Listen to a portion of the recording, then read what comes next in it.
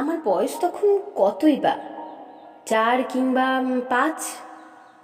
অথচ আমার স্মৃতিকে আজও অন্ধকার করে দেয় সেই সময়ের এক রাশ কালো ধোঁয়া।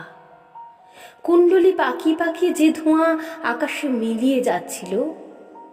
আমাদের বাড়ির শেষ প্রান্তে বুড়ো বটগাছটার নিচে দাঁড়িয়ে সবাই ভিড় করে সেই ধোঁয়া দেখছিল।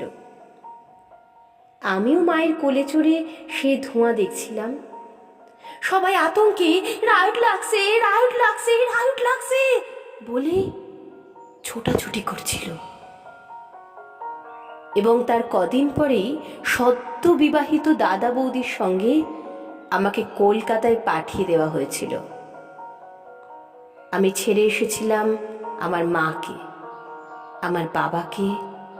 আমি ছেড়ে এসেছিলাম আমাদের সেই বুড়ো বট গাছ, টিনের চালওয়ালা গোবর লেপা বেড়ার ঘর, বাড়ির পিছনের পুকুর, পুকুর পাড়ের নোনা গাছ এবং আমার প্রিয় কাজলা দিদিকে। ছেড়ে এসেছিলাম আমার মাতৃভূমিকে, আমার জন্মভূমিকে। সেদিনের পর থেকেই একদিনের জন্য আমি আর ওই জন্মভূমিতে ফিরে যেতে পারিনি, একবারের জন্য না। এখন আমার স্মৃতিতে সবকিছু ঝাপসা। সেই ঘর, সেই গাছ, সেই কাজলা দিদি, সব সব। চাঁদপুর থেকে স্টিমারে করে গোয়ালন্দ, গোয়ালন্দ থেকে ট্রেন, দর্শনায় আমাদের বাক্স প্যাটরা ওলট পালট, এবং অবশেষে এক সন্ধেবেলা শিয়ালদা স্টেশনে। তারপর ঘোড়ার গাড়ি চেপে প্রেমচাঁদ বড়াল স্ট্রিটের 3.5 হাত চওড়া এক অন্ধগলি। সেই অন্ধগলির 11 বি নম্বর বাড়িতে একটি ঘর। সেই ঘরেই দাদা বৌদির সঙ্গে খাঁচায় বন্দি আমি, যার মুখে তখনও নোয়াখাইলা ভাষার টান। আমি, যাকে দেখলে পাড়ার প্রাইমারি স্কুলের ছেলেরা কানের উপর উপুর হয়ে চিৎকার করে বলতো, বাঙালো রস খাইলো, ভার ভাঙিল, পয়সা দিল না। সেই আমি, চারিদিকের ওই টিটকিরির ভয়ে নিজের বাঙালপোনাকে গোপন করবার জন্য প্রাণপণ চেষ্টা করতে করতে ধীরে ধীরে যখন অন্য মানুষ হয়ে উঠছিলাম, ঠিক তখনই আমার জন্মভূমি থেকে বাবার একখানা চিঠি এসেছিল। সবাই সে চিঠি নিয়ে জোরে জোরে আলোচনা করছিল। আমি শুনেছিলাম ঢাকায় নাকি গুলি চলেছে। গুলি! বহু বছর পর জেনেছিলাম সেই গুলি চলেছিল তাদের ওপর যারা আমাদের মাতৃভাষা বাংলার মর্যাদা রক্ষা করতে ওপার বাংলায় লড়াই শুরু করেছিল। শুনেছিলাম তারা নাকি পুলিশের বন্দুকের সামনে জামার বোতাম খুলে চিৎকার করে গাইছিল, ওরা আমার মুখের ভাষা কেয়রা নিতে চায়। আর সেই মুখের কথার গৌরব রক্ষা করতেই তারা নাকি পুষ্পাঞ্জলির মতোই তাদের প্রাণকে সমর্পণ করেছিল। আর এপার বাংলায় আমি আমার সমস্ত বাঙালপোনাকে ঝেড়ে ফেলে তখন ধীরে ধীরে হয়ে উঠছি কেতা দুরস্ত অন্য এক মানুষ। ইংলিশ মিডিয়াম স্কুল থেকে একটার পর একটা ক্লাস টপকে আমি রণপায়ে এগিয়ে চলেছি। ইংরেজিতে কথা বলায়, চাল চলনে, আদব কায়দায় আমি তখন সবাইকে মুগ্ধ করতে পারি।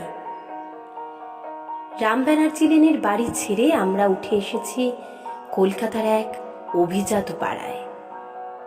কেউ আর আমায় বাঙাল বলতে সাহস পায় না, বরং একটু সমীহ করেই চলে। আমার দাদা বৌদি আমাকে নিয়ে গর্ব করে। আমাদের ভূতপূর্ব বাঙাল জীবনকে আমরা তখন রীতিমতো ঘৃণা করতে শিখে গেছি। তারপর থেকেই আমার জীবনে শুধুই চড়াই। আমি এখন এক সাহেবী কোম্পানির নামী অফিসার, যে কোম্পানির অভিভাবক এক নামজাদা বহুজাতিক কোম্পানি, সেই কোম্পানির স্বার্থে আমি এখন দেশে বিদেশে উড়ে বেড়াই। অধিকতর বিদেশি ব্যবসা, বিদেশি চুক্তি, অধিকতর বিদেশি পরামর্শ, কমিশন ইত্যাদি অর্জনের মধ্যে দিয়েই আমার আজকের বিকাশ, আমার প্রতিপত্তি। আমার ছেলেমেয়েরা আমাকে ড্যাডি বলে ডাকে, মাকে মাম্মি।